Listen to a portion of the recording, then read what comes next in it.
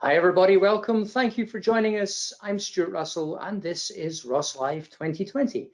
It's my pleasure to welcome you to today's penultimate Tech Talk. It is Thursday, July the 9th, and for this session we are again going to be discussing esports. This week is an esports extravaganza, and if you missed our Tuesday Tech Talk, please do have a look at it on our website. It was a very interesting session discussing how to create a winning esports presentation or production, I should say. That was presented by Cameron Reid, who is Ross Video's Business Development Manager for esports. And I'm delighted to see that Cameron is joining us again today. How are you? I'm great. How about you? Wonderful. I'm very well. Thank you very much, Cameron. Looking debonair as always. Think of him as the Gregory Peck of esports. Today, Cameron is going to be talking to esports content producers about how they are doing more with less. And just before I hand you over to Cameron, here is my regular reminder that all of our Tech Talks are being recorded and are available to watch on demand at rossvideo.com/live. We only have one more Tech Talk after this session, but the full season is available on that webpage just in case you may have missed something over the last couple of months. If you have any questions during this presentation today, please don't be shy. We do always enjoy hearing from you. You can type your questions into the questions box on the right-hand side of the screen, and we will have a Q&A session when we get to the end of the presentation. As always, more information is available on rossvideo.com, and you can join in the conversation on all of the usual social media platforms. Cameron, it's over to you. Take us away. All right, thanks, Stuart. And I will say that's the first time I've ever gotten Gregory Peck. Not sure how to feel about that, but okay, moving right along. So we've put together a great panel today for you guys. I talked on Tuesday a bit about some of the needs that esports production companies and arenas have when it comes to their production technology. And today we've got Andrew Wagnitz from NGE, he's their Director of Broadcast Technology, as well as James Dean from ESL, who's the CEO and founder of the UK office of ESL. Gentlemen, thank you so much for joining me today. Really excited to help have you guys elaborate a bit on the things that I spoke about last week and tell us about your actual personal experiences using sort of the Ross workflow in order to unlock some of those efficiencies. Before we get started, we'll kind of start with introductions. Andrew, tell the audience a bit about yourself, how you got into esports and why you like it so much. Yeah. Thank you for having me. I'm Andrew Wagnitz, the Director of Broadcast and Technology at Next Generation Esports. We are a turnkey solution for all the esports needs out there, production companies. So Cam and I were talking about how I got into esports, and it's actually a pretty fun story because coming from traditional broadcast, coming into esports can kind of be a little bit overwhelming. And so probably about 7 or 8 years ago, I went to an event to do a show, and they said, hey, we've got this show going on. It's an esports event. And I said, at that time, well, what's esports? And you walk in there and see the crowd of people, see the technology, the innovation that's going on. It was it kind of made me step back and go, wow, this is the future. This is what people get excited about. This is what we want to be a part of. And so from there, I haven't looked back. I've been full dive into esports. It's really,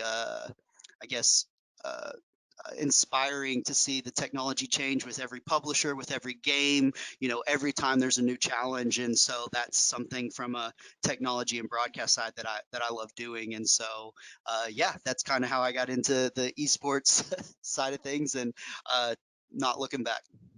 That's awesome. So you're a convert. Absolutely. James, tell us a bit about your story and what attracted you to esports. So, I mean, I've got 3 passions in life, I guess. One of them was gaming, mainly as a mediocre player of Quake and Counter-Strike, Doom, etc. And another was computers, the tech industry, etc. My first business was around marketing for the tech and gaming industry. And the third was actually broadcast. And I always thought growing up that I would be involved in broadcast. I did my work experience at the BBC, thoroughly enjoyed that. I was playing around with, camcorders back then, huge amount editing, etc. And I kind of wrote off broadcast completely. By the time I'd got well into my career of tech and gaming, it just wasn't an option, until, of course, esports started to really boom on the front of actual content production and live content production. And at this point, around 2012, it was a point of inflection for me, when I was able to open the ESL UK office. Back in those days, broadcast in esports was very early days. Pretty much the most advanced thing that was coming out was on some sort of consumer software called XSplit or OBS or something along those lines. And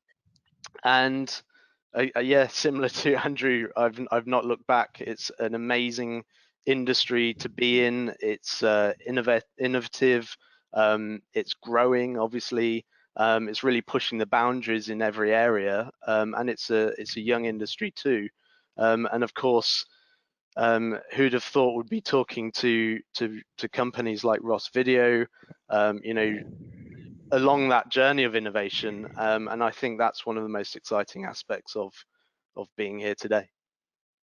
That's great. It's a great story. And so now that you're kind of back into believing in broadcast again, or at least esports sort of for broadcast, you've been involved in some of the technical production decisions that you've had to make as you were building the ESL UK studios.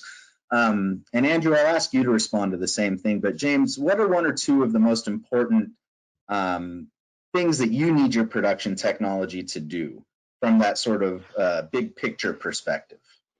So I think, first of all, when we first started getting involved in more professional broadcasts, should I say, it was very hard to actually find standards to some degree. Obviously, you got SIMPTA and SDI, whatever, but outside of that, it seemed that a lot of companies would take their own direction in terms of almost workflow, and that was very difficult from an esports angle, because we came from this kind of hacking together consumer sort of angle, and our staff were pretty much based on gamers who probably knew a bit of programming and knows what they want to see on screen.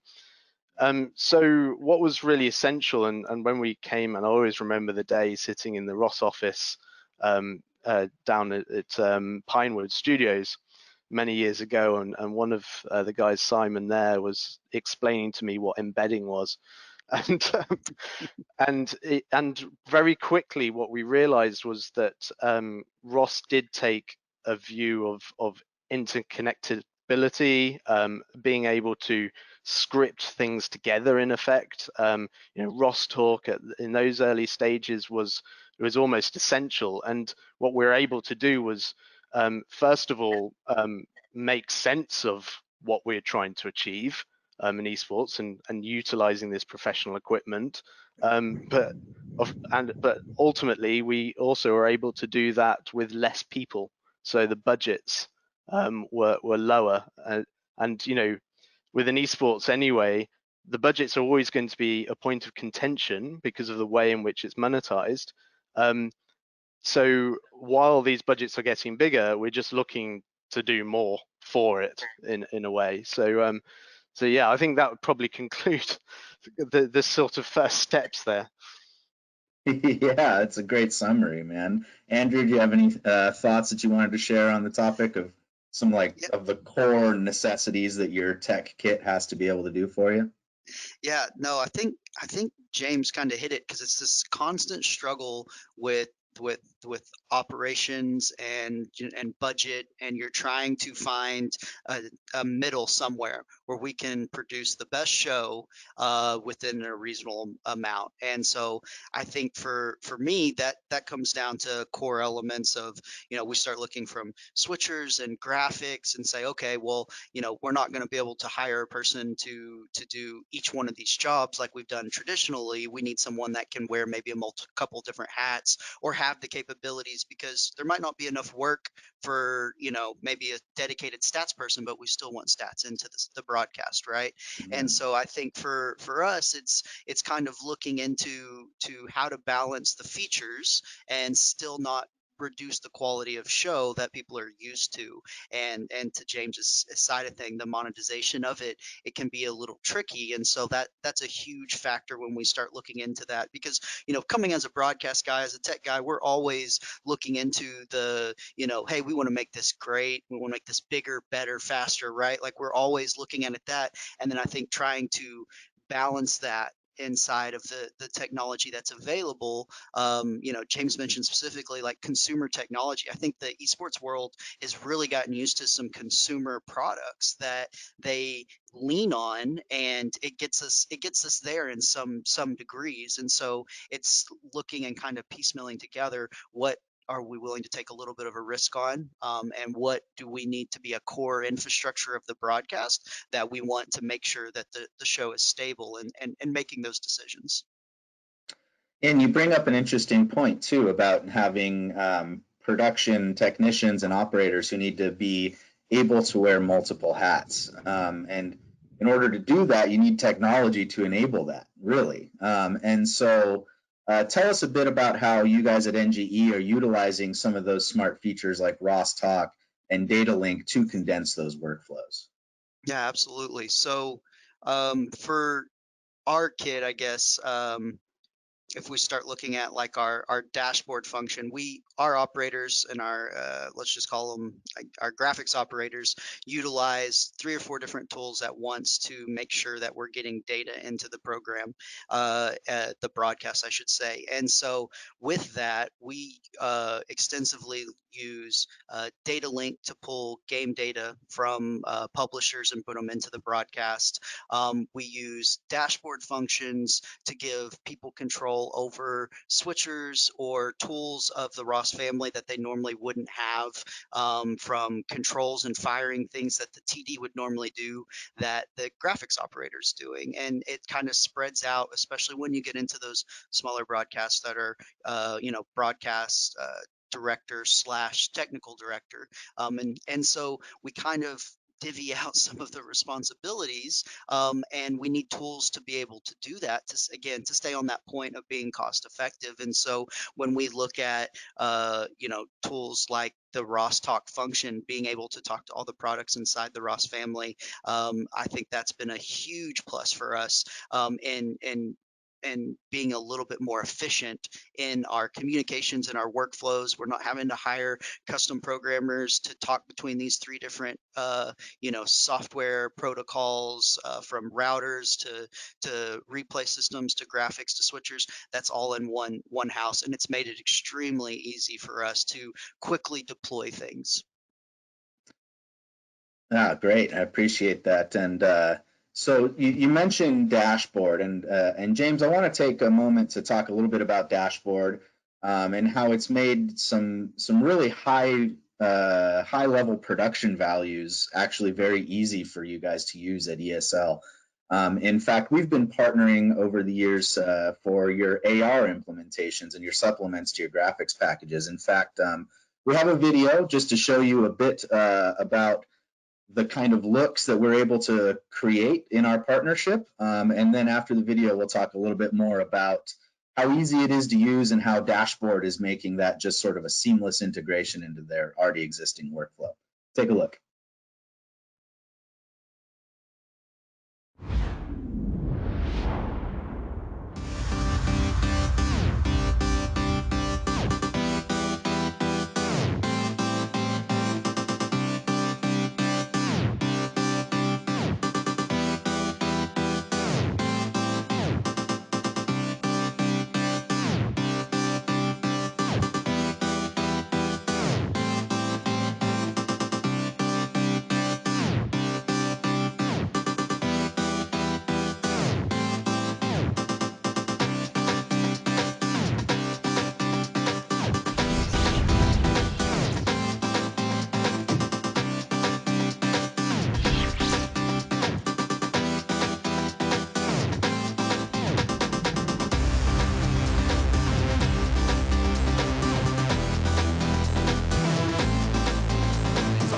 our gameplay for today. Round number 1 is underway. Stretch.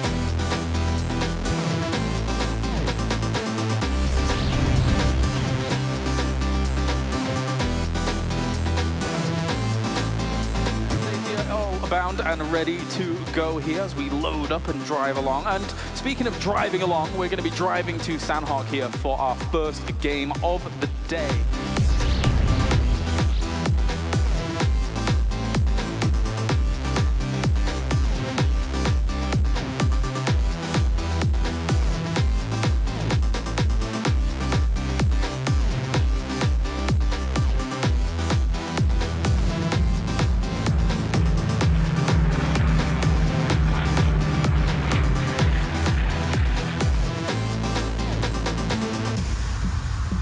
Plane doing its test flight here for the final game, round number 16, and of course for a long...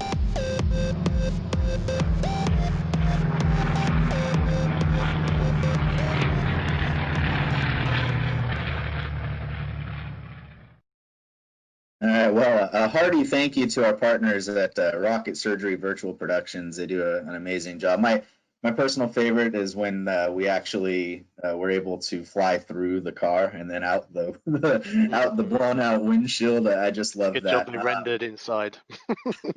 Yeah, and so there's a lot going on in that video technically. There's data points coming in from the video game and from pre-existing sort of historical stat sheets. There's expression rendering, there's Voyager you can design within UX as well in the Unreal Engine. But tell us a bit about how it's such a simple process for ESL to just sort of plug in and have a dashboard ultimately that makes the operation of that really complex presentation actually quite simple. I mean, it's crazy to think that the workflow has almost not changed, and the number of people actually operating it hasn't changed. You know, everything is effectively just layering on. So, you know, even at the point where we're preparing the assets, a huge amount of the assets that we're creating for expression are probably 3D orientated anyway. You know, we just need to export that, plug it in. Set up the dashboard, and it's still a single click, and suddenly everything is you know, synchronized from the transitions on the desk all the way to the IR points. You know, you can even give cues to obviously camera operators if you're using some sort of motion capture of the actual video. So I would say really to the simple answer is it's basically the same. You know, I think one thing definitely true of the esports industry is that when we approach broadcast, we're not scared of looking at any particular area whatsoever. You know, like, could this be possible? Oh, let's try it. And I think from my personal experience with more sort of traditional broadcast side of things is that people sort of stick to their guns and stick to what they know. And when you try and bring in a new piece of technology, you know, you end up hitting a barrier, usually from an operational side point, where someone will say, oh, I don't know about that, or it sounds expensive, or we'll need to get another new team involved here. Whereas, you know, we're very much embracing any prospect, anything that you put forward. we want to give it a shot, and I think the fact that that is then not met with any sort of barriers to entry from a technical perspective is absolutely key, because it means it will just run away with itself. We'll have it running for the next event, and it will be a success, and then it will become part of the expectation from the industry. So hey, let's move on to the next point. You know, I love that you talk about that sort of fearlessness of esports, and I think that it provides a great transition to a topic that we'd be remiss not to talk about, and that's sort of esports' resilience and fearlessness in the face of these totally unprecedented times that we're living in through COVID-19 and economic shutdowns. In fact, Andrew, you and I were talking a bit about how you guys were able to respond to coronavirus, and I'm going to let you put it the way you put it because it's an amazing story, and everybody has to hear this one. Yeah. No, actually, so when LA County started their shutdowns and closures and stuff, we had a show within 12 hours of that time. And so we hit the drawing board really quickly going, okay, what can we do tomorrow? You know, what show can we put on? And we quickly came to the realization like, well, let's deploy one of our flight packs somewhere else. And so we grabbed our Ross Carbonite flight pack with our expressions and our Mira and took them to another location and put them in loaded show profiles from our other shows. And you would have thought that we had a tech rehearsal the day before, we had all the dress rehearsal and stuff, things came back up. You know, properties were where they needed to be, and we were able to produce the show remotely with remote talent through our system, completely turnkey. And it just reiterates, I think, the consistency that we see in certain product lines, that we can go in and say, all right, let's take this from point A to point B, and let's do this show. No, not even a a shutdown, a studio shutdown, a pandemic is going to be able to keep us from producing content and doing a show. We're just gonna have to do it a little differently, and we're just gonna have to be, on our heels, which luckily esports has put us on our heels for a lot. There's a lot of changes that happen, and you just have to be able to roll with the punches. And so for us, that was a big milestone to say, hey, this is something different, something we've never done before, and we're able to accomplish it. The team rallied together, great crew to take in that extra effort and be able to produce a show within 12 hours, and the audience didn't know the difference. Yeah, I mean, that's just amazing. It was a less than 12-hour rack migration, which anyone who's done one of those knows what an undertaking that is. And it was at somebody's house, right? Yeah, so yeah, we moved off to a different location because out of the LA County restrictions. So that's amazing. I love that. So, gentlemen, we've got a little bit more time, just about maybe 5 more minutes, and I want to take this time to ask you, and James, we'll start with you about this is all well and good for now. We've talked about the technology and condensing workflows and enabling gamers to do the job of these veterans, bringing in data, et cetera. We talked about all that, but I want to know a bit more about where you see all of this going and what kind of technology will the three of us be talking about in 2025? So James, what sort of innovations do you think you see happening in production technology that'll benefit esports? So I think just to start, Cameron, what we need to remember is that everything in esports is pre-digitized, pretty much. The map that we're playing in, all the characters, the champions, the equipment, obviously the data feeds are 100% pure and accurate. Well, you would hope so. Sometimes there's glitches in games, but there you go.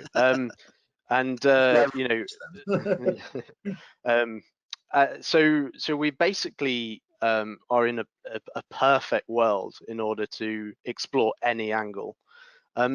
Now, what we also know about the esports viewership and certainly the player base is that it's very young audience. It's a millennial, Gen Z, and beyond, who are all growing up with a multitude of devices to access their content, and they're all aspiring for really one common thing, and that's a personal experience.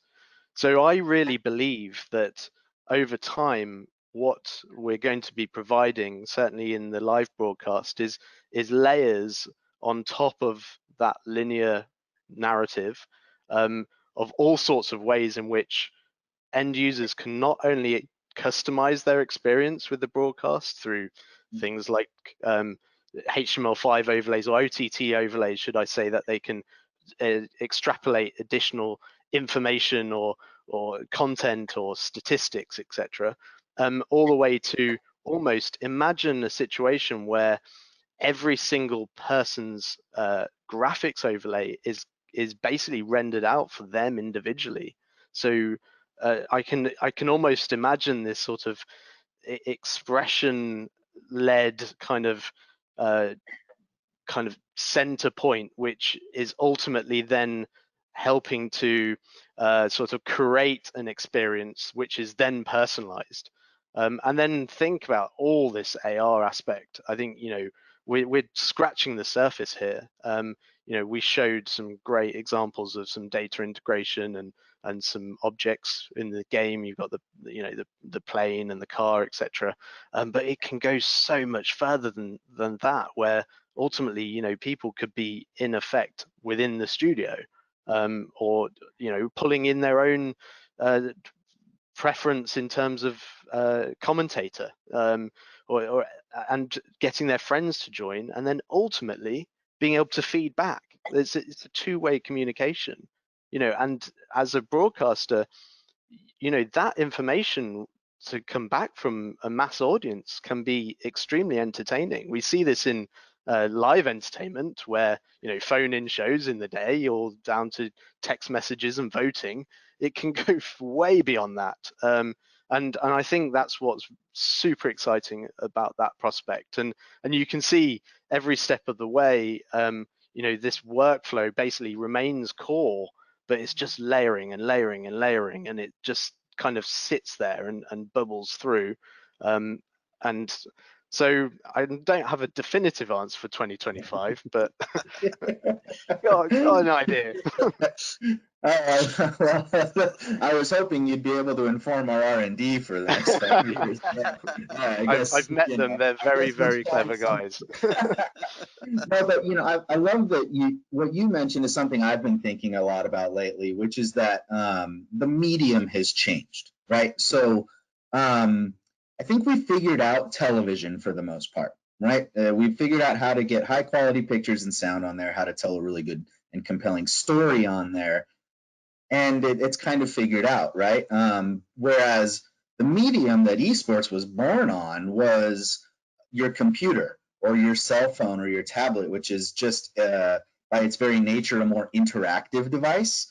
And therefore, how do we explore fully utilizing the capabilities of that new medium that we're on? And Andrew, I know that at NGE you guys have been experimenting a lot already with some of the things that James is talking about, specifically with Twitch extensions. Can you tell us a bit more about what you've been doing there and where you hope to take it in the future? Yeah, absolutely. So I think one of the interesting sides of the esports world is that second screen interaction. A lot of marketers want that second screen connectivity, and so how to accomplish that with esports, and what data and things are I guess are relevant for a broadcast. Because, you know, you look at a marketing side of things and you want to see a Gatorade ad and a, you know, something ad later, that connection there. But for esports, we're trying to add to the broadcast. And so something that we've started doing on one of our productions is you know, using expression to power Twitch ads, I'm sorry, the Twitch extensions to give relevant game data, from polling to just data and stats, to give the user the ability to control what data they want to see and when they want to see it with the extension platform for Twitch. And it's been really successful for us to kind of watch our shows and watch that data come back and add to the broadcast. And to kind of echo what James is saying, I think that when we start seeing a two-way communication in the esports world, we're going to see a lot more of that. We have such capability from data from the publishers to just interactions from the CDN and platforms, that we have built-in communication back and forth that you don't see in traditional broadcast technology for television. And so yeah, it's really exciting to just kind of dip like just the edge of what's going to be done. And so fast forwarding 5 years from now, I think that we're going to be very data centric to help tell stories and produce broadcasts. Great. I really appreciate you guys being here today. Very thought-provoking, certainly, and hopefully informative for some of the people who've been in the audience. In fact, with our remaining time, I'd like to turn it to the audience to see if there have been any questions that James or Andrew might be able to clarify for you guys. Yeah, thank you everyone for that presentation, and thank you for your very valuable insight. There are a few questions that have come in while you've been talking. Question here just with regard to monetization, where the money comes from, because obviously in your world it's not like traditional broadcast rights. James, Yeah. I think you're probably uniquely qualified to answer this one. That's probably the billion-dollar question, Stu. I mean, we're missing a massive element of monetization if you're compared to live sports and other broadcasting elements, and that is the broadcasting rights. They don't exist in the same way in the slightest. Twitch is a free-to-access platform, and the predominant one that is a preference to the gaming community, and although there are levels of being able to crowdfund or contribute through sort of micropayments, there's no paywalls or any other forms. There is advertising, but generally speaking, the cost of advertising is a lot lower than linear. Where we do see huge amounts of revenue coming through is when the game publisher specifically gets involved and starts offering some sort of exclusive access to, in a way, digital merchandise or additional content, and ask for, in a way, a microtransactional payment. And what we're seeing is some very successful examples. So the Dota 2 International, an annual event, runs over a few days every year, and that's generating in almost $100 million in revenue just for that event. And Valve are basically offering some in-game content and some broadcast content alongside that, some narrative. And people are willing and very happy to do that. In fact, the community is so dedicated, they almost make sure that they always get a bigger contribution than the year before. So it's I don't know when it's going to stop. I think that's what's really exciting by this, and when we're talking about this sort of two-way conversation as well, and as Andrew explained around the Twitch extension, etc. These touch points and ability to offer some sort of engagement or some sort of communication is going to ultimately generate revenue, and effectively that will displace what we know as media rights. And I genuinely think that the sports industry will also need to, at some point, also address a similar thing. We do know they're looking at B2C, but I think it needs to be led in a way by the linear broadcast and all of these experiences around it. Interesting. Andrew, do you have any thoughts on that? Do you see the models kind of consolidating, or do you think there'll be more fragmentation as we go along into the future? Yeah, I mean that's a good question. I think that kind of to James's point, I think that we're going to start to see a lot more into those traditional CDNs and into more. I think esports is going to be the leader a little bit more. I mean, we consume data differently now than we've done ever before.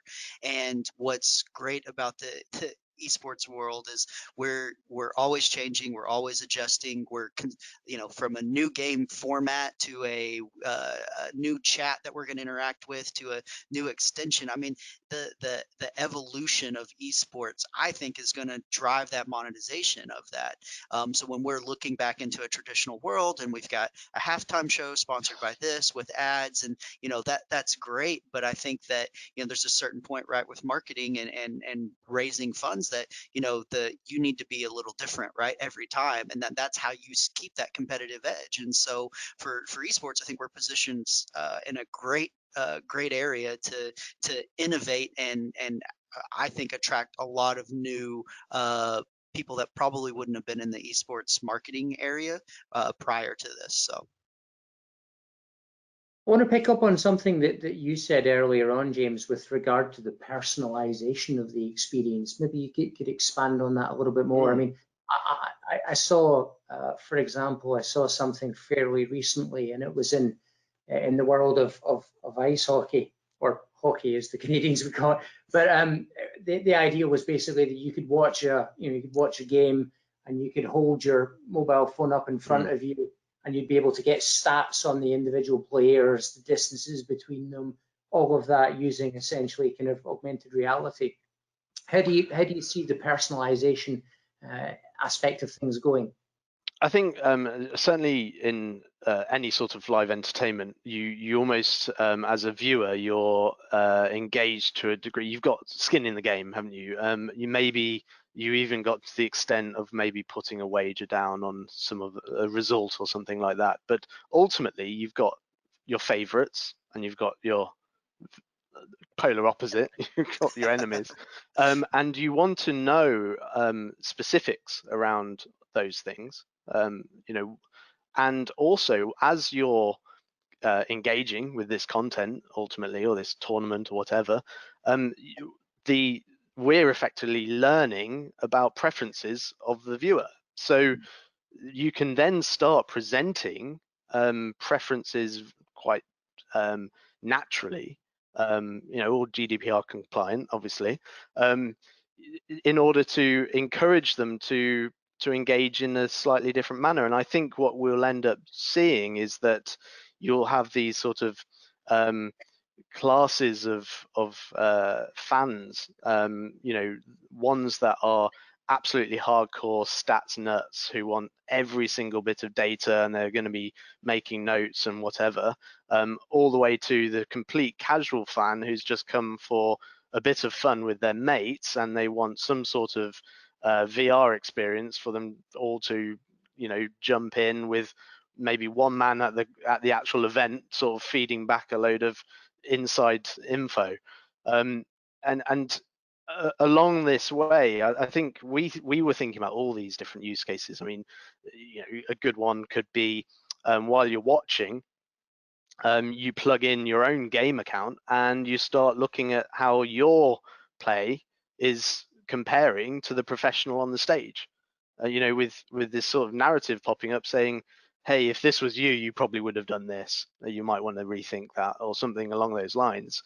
All the way to, you've just watched your 50th match of Fnatic, and they've just clutched, and it presents you with the idea of, getting a new T-shirt with that on the front of it, entirely personalized. So it can kind of come back into the physical realm.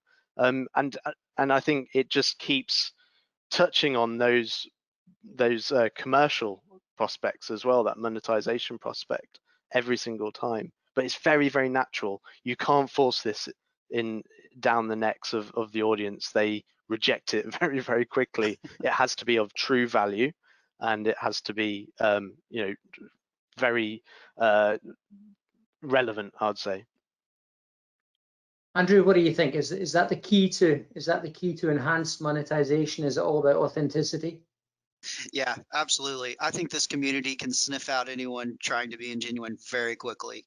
You've got to be in the club and eat, breathe, sleep the esports world. It's actually probably different than any other club organization. It's their own language. It's their own if you've been to a con, if you guys haven't, I'd encourage everyone to go to any kind of a Twitch con or something, and just the people see each other once a year, but they talk to each other every day for 8 hours, and so that's the type of stuff that you get to interact with and see that everyone is genuine, or I would say not every, majority of people are genuine in these communities. And so with that, I think things that put the community first, things that are supporting the esports community, people take to that and understand that. And so being a part of that club, that mindset will definitely help the monetization of stuff.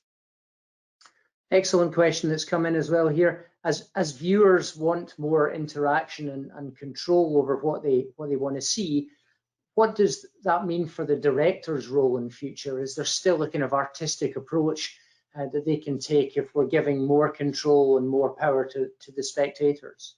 I think there's even more, Stu.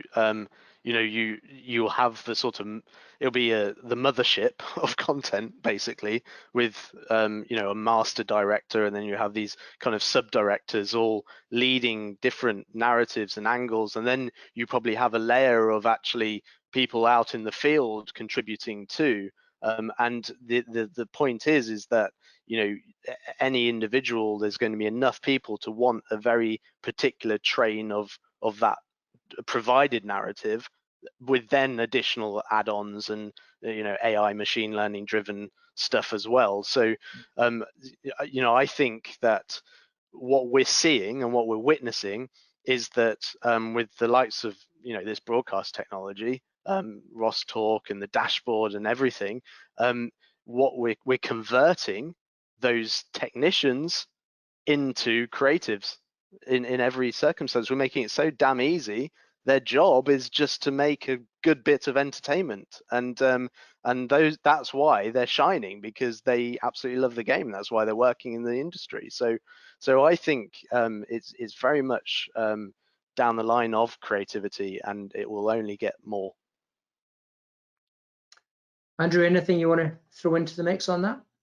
Yeah, I think too, freeing up time as the technical directors do elements. I think that AI is going to become a big part of content from publishers and from just our workflows. I think getting down, like, the amount of decisions that have to be made in an esports an event is definitely more than a traditional sports side of things, because of all the different gameplays and all the different types. I mean, if there's 100 players, you know, in a match, how are we going to generate content that's just humanly impossible for one person to make decisions like that? And so I think that utilizing tools as we innovate, that we're giving the TD maybe less decisions, or decisions they would have probably made themselves. I think that things like that we start watching innovation happen from a technology, and leveraging that technology to make a better broadcast. And so I would again echo James on point on where we're going with this, that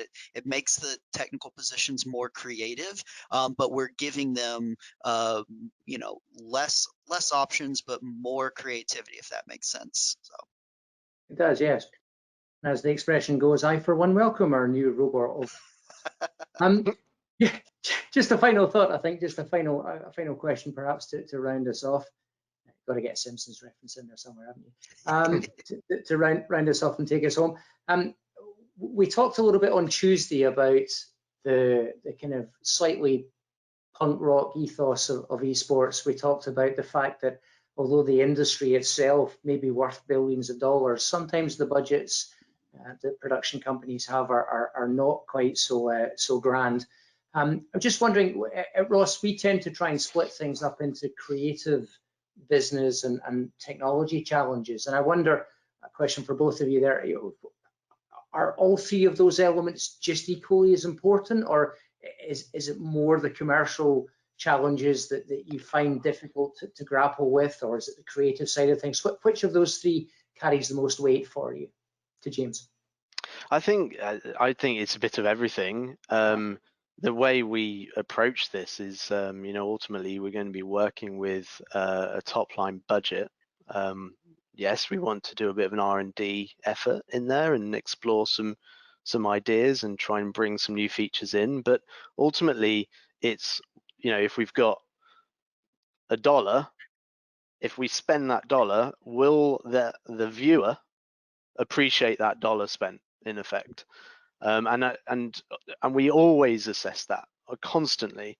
You know, you could probably spend, you know, several $100,000 on upgrading from a 1080p to a 4K camera, and the end user is probably going to go, well, probably didn't appreciate that as much as I should have done.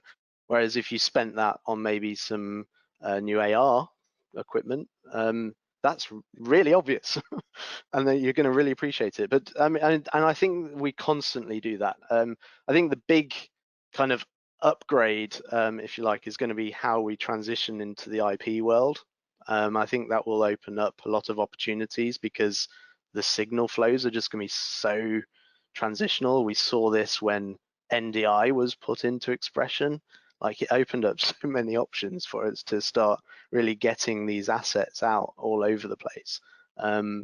So yeah, I would say all three. It really is, and the commercial just comes with it, basically, if we're providing more value. Andrew, what do you think? Do you grapple with all of those three elements equally, or is one more important? Yeah, I mean, I think they're all equally important. I think we run into there's a constant maybe a struggle a little bit between all three. We kind of see a little bit more technology, and then we're trying to figure out how to bring that creativity or bring the technology down. Like, I think that that we're in a constant struggle to. We're going to produce the best event. Like, I love James's analogy with, if we have $1, we want to see that value come out of that dollar, and what that is. If that's a piece of technology that will be obvious, that we can see, the viewer can see that, or if that is, something that's more creative, that we're, storytelling or narrative pieces, or, documentary type style. Like, if we're going to get more, if the final viewer is going to get more out of that, we want to go into that point. And I think that the other side is, as we look and start doing events that are more frequent and more often, we want to continually to innovate. I don't think anyone wants to see last year's show, right? And so there's a balance of, okay, how can we bring that a little creative up? How can we bring that technology up? Which one are we going to see a better show than last year, and always do better than ourselves? And so that's been probably the driving force from our side of things, is we want to innovate, we want to do better, and how do we do that? Fantastic. Thank you very much. I think that's a natural place for us to draw things to a close. I think that's the end of all the questions. So my thanks obviously to James and to Andrew for being with us today. Thanks also to Cameron for leading the discussion. Thank you to everybody who asked a question today, and thank you obviously everybody for your time in joining us. As I always say, we know your time is valuable, and we very much appreciate you spending it with us.